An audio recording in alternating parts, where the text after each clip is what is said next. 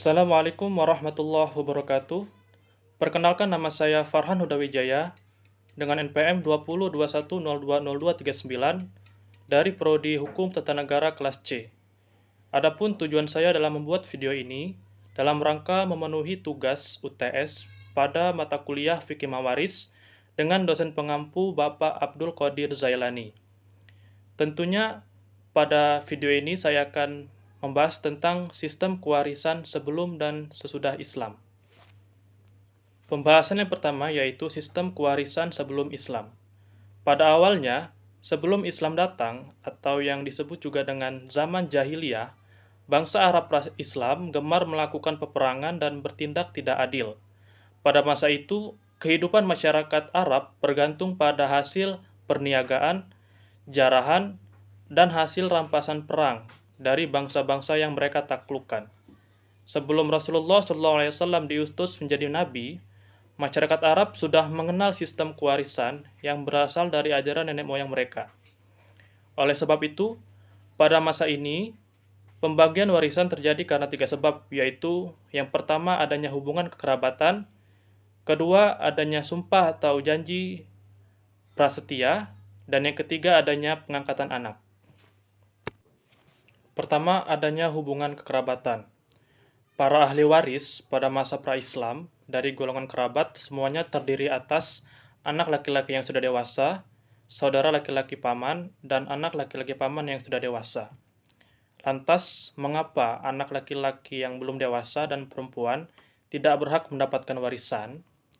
Hal ini dikarenakan bangsa Arab pada masa jahiliyah beranggapan bahwa anak laki-laki yang belum dewasa belum mampu berperang dan masih berada di bawah perlindungan.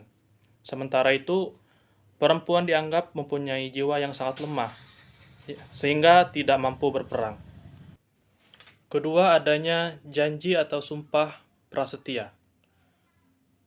Pada masa jahiliyah, pengakuan yang berupa sumpah setia antara dua orang yang mengikatkan keduanya berhak mendapatkan warisan.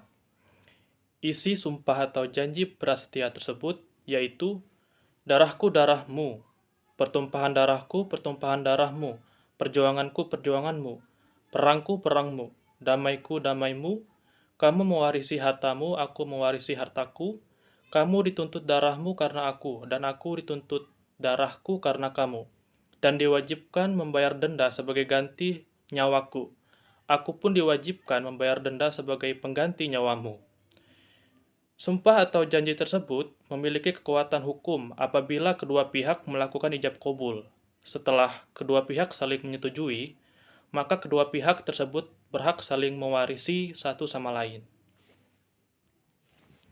Ketiga, adanya pengangkatan anak. Pada zaman jahiliyah, dengan mengangkat anak, maka anak tersebut akan berstatus sebagai anak kandung bagi orang yang mengangkatnya dan dinasabkan kepada bapak angkatnya, bukan kepada bapak kandungnya. Hal ini berarti anak laki-laki yang dijadikan anak angkat jika telah dewasa menjadi ahli waris dari bapak angkatnya, karena memiliki hak yang sama dengan hak anak kandung. Pembahasan yang kedua yaitu sistem kewarisan pada masa awal Islam. Pada masa awal Islam, masih berlaku sistem pembagian warisan menurut masa jahiliyah, hingga turun ayat yang menerangkan bahwa para lelaki tidak memandang dewasa ataupun anak-anak memperoleh warisan dari harta peninggalan orang tua dan kerabat-kerabat terdekat. Begitu juga perempuan.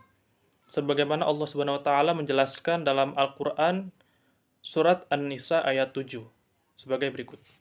للرجال نصيب مما ترك الوالدان والأقربون وللنساء نصيب مما ترك الوالدان والأقربون وللنساء نصيب مما ترك الوالدان والأقربون مما قل منه أو كثر نصيبا مفروضا. Dari ayat tersebut dapat dipahami bahwa dalam sistem kewarisan pada masa awal Islam, kerabat yang berhak mendapatkan warisan tidak terbatas kepada kaum laki-laki yang sudah dewasa, melainkan juga kepada anak-anak dan juga perempuan. Selain itu, adanya ikatan persaudaraan juga memungkinkan untuk mendapatkan harta warisan. Dan dalam kewarisan Islam pada masa awal Islam, tidak dikenal adanya janji prasetia dan pengangkatan anak. Demikian penjelasan yang dapat saya sampaikan. Apabila terdapat kekurangan ataupun kesalahan, saya mohon maaf. Kepada Allah saya mohon ampun. Unzur maqala wa la tanzur man qala. Wabillahi taufiq wal hidayah. Wassalamualaikum warahmatullahi wabarakatuh.